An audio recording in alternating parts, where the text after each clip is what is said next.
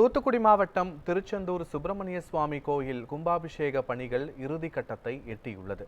இதுகுறித்து நமது செய்தியாளர் சுடலைக்குமார் வழங்கிய கூடுதல் தகவல்களை காணலாம். முருகனின் அறுபடை வீடுகளில் இரண்டாம் படை வீடான திருச்செந்தூர் அருள்மிகு சுப்பிரமணிய சுவாமி திருக்கோவிலில் மகா கும்பாபிஷேகமானது வருகின்ற ஜூலை மாதம் 7ஆம் தேதி நடைபெற இருக்கின்றது. இதற்காக யாகசாலை பூஜைகள் அமைக்கும் பணியானது தற்பொழுது இறுதி கட்டத்தை எட்டியுள்ளது.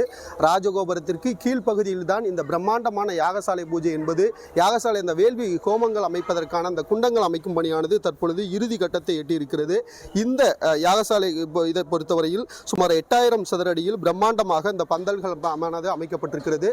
முன்வாயிலில் மிக அழகாக வண்ண துணிகளும் வண்ண விளக்குகளும் அலங்கரிக்கப்பட்டிருக்கிறது. மேலும் அந்த முன்பகுதியில் பார்த்தோமானால் முருகனின் அறுபடை வீடுகளில் முருகனுடைய அந்த தோற்றத்தை மூலவர தோற்றத்தை வர்ணங்கள் கலர் வண்ண வண்ண ஓவியங்களால் அலங்கரிக்கப்பட்டிருக்கிறது. அது மட்டுமின்றி முருகனுடைய வாகனங்களும் அந்த யாகசாலையை சுற்றியுள்ள அந்த பகுதியிலானது அமைக்கப்பட்டிருக்கிறது. மேலும் இந்த யாகசாலையை பொறுத்தவரையில் மொத்தம் 76 ஓமகுண்டங்கள் இந்த கும்பாபிஷேகத்திற்காக அமைக்கப்பட்டிருக்கிறது.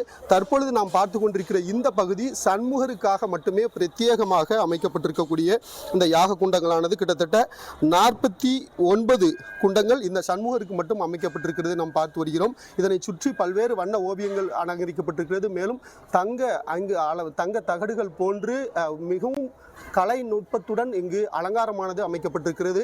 மேலும் அந்த சண்முகருக்கான அந்த கும்பங்கள் வைக்கக்கூடிய அந்த இடம் என்பது சண்முகருக்கு மட்டும் இந்த 49 குண்டங்கள் மட்டுமின்றி கும்பம் வைப்பதற்காக மட்டுமே பஞ்சாசன வேதிகை என்று சொல்லக்கூடிய 5 தலை நாகம், அதனை மட்டுமின்றி சுத்தி 8 நாகம், சிம்மாசனம், பத்மாசனம் போன்ற பல்வேறு கலை நுட்பங்களுடன் தொழில்நுட்பங்களுடன் இந்த கும்பங்கள் அமைப்பதற்கான அந்த மேடை என்பது அலங்கரிக்கப்பட்டிருக்கிறது. தற்பொழுது இறுதி கட்டத்தை எட்டிருக்கிறது. அந்த குண்டங்களுக்கான வர்ணங்கள் அடிக்கக்கூடிய அந்த பணி என்பது நடைபெற்று வருகிறது. வருகின்ற 1ஆம் தேதி ஜூலை 1ஆம் தேதி மாலை இங்கு இந்த முதல் கால யாகசாலை பூஜையானது துவங்குகிறது. அதனைத் தொடர்ந்து 7ஆம் தேதி காலை அந்த இறுதிக்கட்ட யாகசாலை பூஜையானது நடைபெற்று அன்று காலை 6:15 6:50 மணிக்குள் மகா கும்பாபிஷேகமானது நடைபெற இருக்கின்றது. இதற்கான பணிகள் என்பது தற்பொழுது மிகவும் துரிதமாக நடைபெற்று வருகிறது. இறுதி கட்டத்தை இந்த பணிகளானது எட்டியிருக்கிறது.